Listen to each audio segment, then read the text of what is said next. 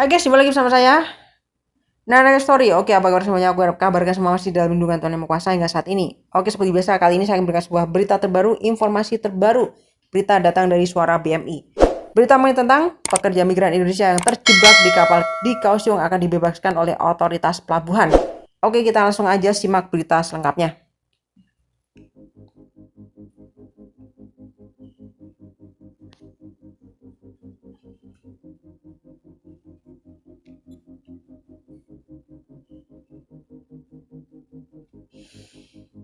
Biro Kelautan dan Pelabuhan telah menyetujui untuk membebaskan 8 awak kapal Indonesia yang terjebak di kapal kargo mereka selama lebih dari 7 bulan di Pelabuhan Kaohsiung.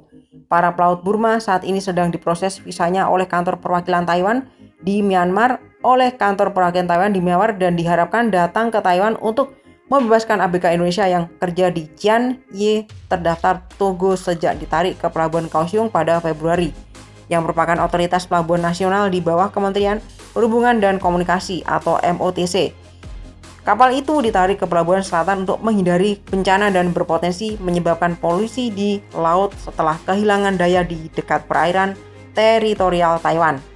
Biro tidak memberikan perkiraan tanggal kapan para pelaut dan Myanmar akan tiba di Taiwan atau berapa lama mereka akan menjalani karantina, tetapi mengatakan bahwa minggu lalu mereka menyetujui rencana kedatangan mereka dan bahwa pertukaran awak kapal diharapkan selesai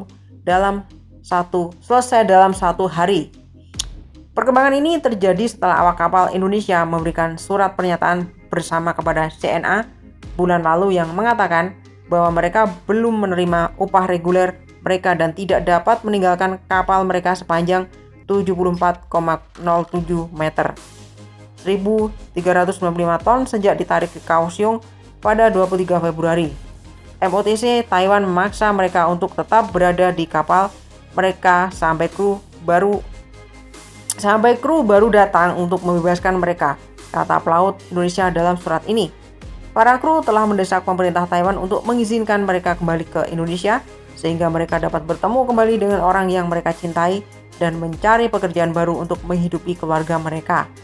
Stella Maris Kaplin yang berbasis di Kaohsiung, Pastor Esensius Guntur CS yang mengunjungi para pelaut mengatakan kepada CNA bahwa MOTC tidak mengizinkan awak pergi untuk menghindari kapal ditinggalkan.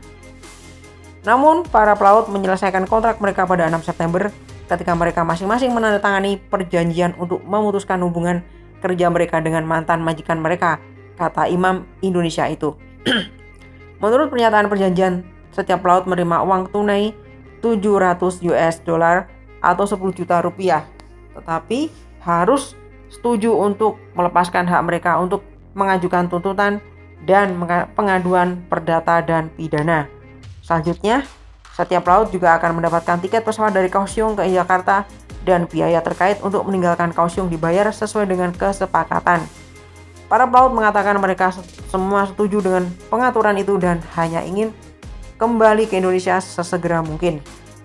Yayasan Bantuan Hukum Taiwan yang awalnya bertugas memberikan bantuan hukum kepada awak kapal mengatakan kepada CNA bulan lalu bahwa $700 yang diberikan kepada setiap pelaut Indonesia berasal dari pemilik kapal.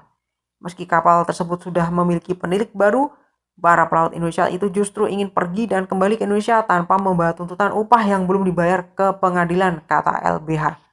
Biro Kelautan dan Pelabuhan mengatakan pada bulan Agustus bahwa mereka dapat mengatur dengan bantuan pemerintah Indonesia bagi sebagian besar pelaut untuk pulang sebelum pertukaran awak selesai.